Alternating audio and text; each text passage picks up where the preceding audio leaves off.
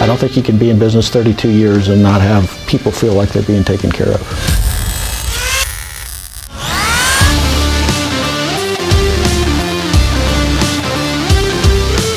The company is small enough that our customers get a personal relationship with our technicians and our salespeople, and they keep coming back because they know we'll be there for them. We take on bigger challenges that other people aren't willing to.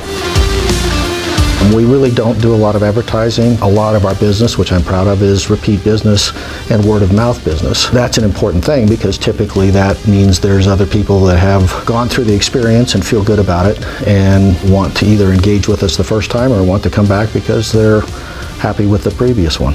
We're a small company doing really hard, difficult things, and so I think that's probably what they like the best.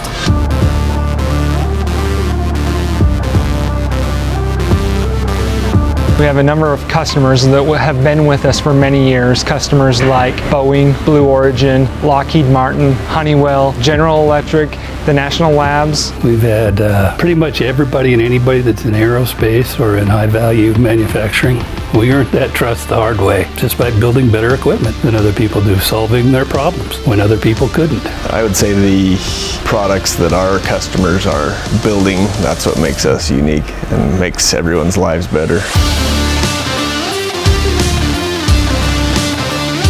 We provide a fully integrated welding automation solution. The process equipment, the motion control equipment are all pieces of something that has to work together. And if they are designed and built together, they work best together. What allows us to do that is we write all of the software, we build all of the control equipment, we manufacture the circuit boards, and that allows us to provide a completely integrated piece of equipment.